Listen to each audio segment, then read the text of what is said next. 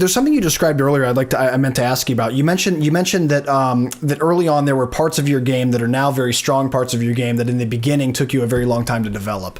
And I love the topic of being persistent with developing a skill, because sometimes you hear people say things in jiu-jitsu like, oh, well, that position is just not for me, or that move's just not for me, or that never works for me, so I'm just going to ignore it. What are your thoughts on that? Where does the balance lie when someone should maybe abandon a certain position and maybe it truly just isn't for them based on their body type or their style, versus putting down your nose to the grinder and really developing a skill? Yeah, I think it all comes down to a number of factors. I think, are you looking for short-term results, or are you looking for long-term results? And there's nothing wrong with either one, right? So, Ryan Hall is a great example. In the beginning, when he was beating everybody, he was just triangling everybody. And he was just able to find triangles all the time. And that's what he just dwelled in. And short term, he had so much success with just that, right?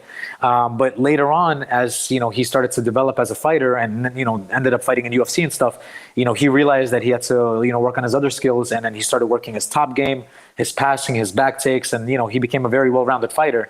And similarly, I think all of us can attest to that as well. So a lot of times, like short term, we learn a move and it's like kind of frustrating, because it's like it's going to take us a lot of reps and it's going to take us a lot of time to get good at it, right? So we fall back on the things that we're already succeeding at. And, we don't want to, open up our games. But long term, that's going to, that's going to make us not as good of a grappler as we could have been.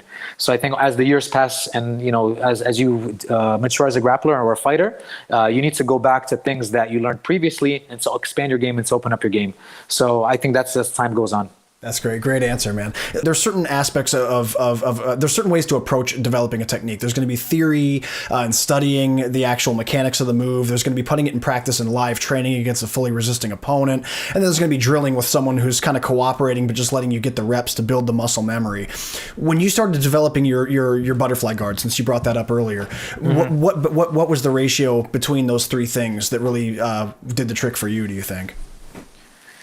Man, it's to be honest, like the butterfly sweep was like Shallon's bread and butter sweep, and he would teach it so often, and he would teach a lot of combinations off of it.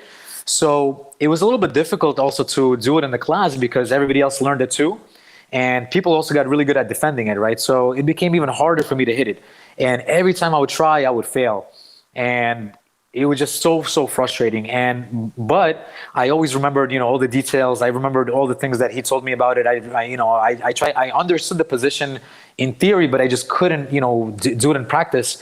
And as the years went on, I still tried it, and as soon as I landed one, that's it. I was like, all right, I got it. And then started getting a second, a third, a fourth. And years later, now it's a huge part of my game. So, I think being stubborn and being persistent and, not giving up even when you're failing at it is really the key. And just remembering all of the lessons that, you learned that would make it work, even if they're not working, to stick with them and to stick it out. I love that you said that, man. Yeah. So what you described there, it sounds like there was like a real fortified resistance in Vitor's school against building that skill, just because everyone was so damn good at it and good at defending it.